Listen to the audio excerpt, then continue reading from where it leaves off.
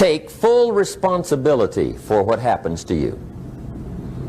It's one of the highest forms of human maturity, accepting full responsibility. It's the day you know you've passed from childhood to adulthood, the day you accept full responsibility. And another note, learn to reap in the fall without apology. Without apology if you do well, and without complaint if you don't. That's maturity. I used to have that long list of reasons why I wasn't doing well. To explain. You got to explain, right? Otherwise you're going to look bad. I used to have this funny list called Reasons for Not Looking Good.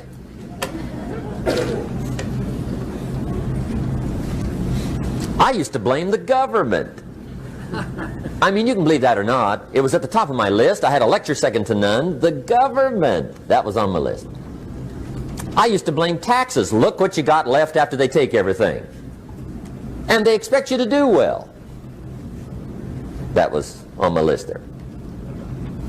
Prices, that one's easy, right? You walk into the supermarket with $20, come out with a little half bag. So I had that on my list. I used to blame the weather. I blamed the traffic. I used to blame my car. I blamed the manufacturers. I used to blame the company. I blamed company policy. I used to blame the training program. I blame my negative relatives. They were always putting me down. I blame my cynical neighbors. They're just selfish, looking out for themselves. Won't loan you money? They were on my list.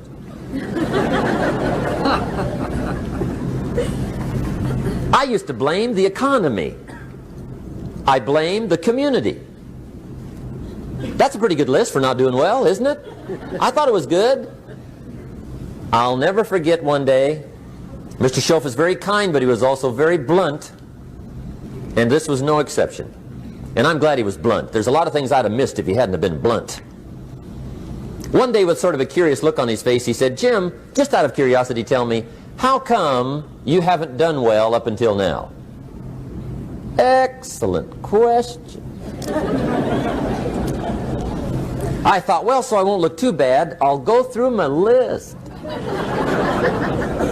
And this list I just gave you, I put that on him. And he was very patient. He let me go through the whole thing, the government, the weather. I went through this whole thing. When I finished, he looked my list over very carefully. He said, Mr. Rohn, big problem with your list. You ain't on it. How brilliant.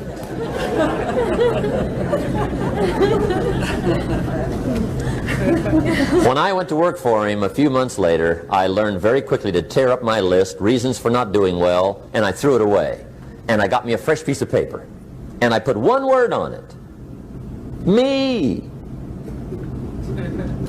There's a Black Heritage spiritual that says, it's not my mother nor my father, nor my brother nor my sister, but it's me, oh Lord, standing in the need of prayer. See, I used to blame everything outside. And then let me give you a little philosophy that helped turn my life around. For your notes, here it is. It's not what happens that determines the quality or the quantity of your life. It's not what happens. And the reason is because what happens happens to about everybody. No different. The sun went down on all of us last night. A common event, a happening. And I found out that the same things can happen to two different people. One gets rich and one stays poor. Why is that? It's because it's not what happens, but rather it's what you do that changes everything. So that's a key phrase. It's not what happens, it's what you do. What happens is about the same. You might put that in parentheses here. Same. What people do, that's what's different. Anything can happen, right? Everything can happen. I've heard all the stories. I've been one of the stories. Hey, we could all tell stories all night long, right? Happenings. Anything can happen. Have you heard of Murphy's Laws? Anybody here heard of Murphy's Laws? Okay, most of you have. Murph had these laws. One of them was, if anything can go wrong, it will. That's one of Murphy's Laws. He was not one of the great positive speakers of the day. But anyway, it's still true though, right? Anything can go wrong, everything can go wrong. For sure.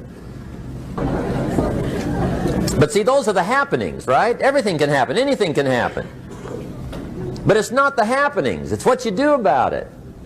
Somebody says, yeah, but you don't understand the disappointments I've had. Come on. Everybody's had their share. Disappointments are not special gifts reserved for the poor. Everybody has them. The difference is what you do about them. It's not the weather. I used to blame the weather, and I discovered it rains on the rich.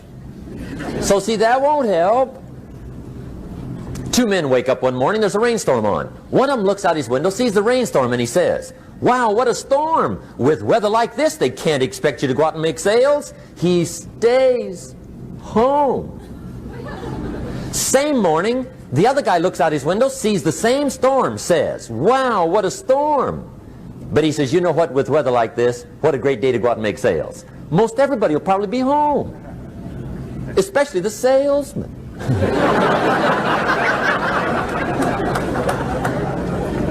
See, that's the difference in how your life works out. It's not what happens, it's what you do. So here's one of the key questions of the evening. Starting tomorrow, what are you going to do that'll make a change in your life's direction? Good question. What are you going to do starting tomorrow that'll make a difference? Now see, if you don't do something starting tomorrow that'll make a difference, guess what? It's gonna be the same. And see, that way you can guess what the next 5 years are going to be like. Look at the last 5. Because the next 5 are going to be like the last 5 unless you, major key, tomorrow, change it all. Or change a little, or change something, or don't change. It's choice time. You can do whatever you want. But it's nice to know any day you wish you can change your whole life. What can you do starting tomorrow that'll make a difference? Good question. What can you do with economic chaos, massive disappointment? What can you do with a broken heart? What can you do when it won't work? Good question.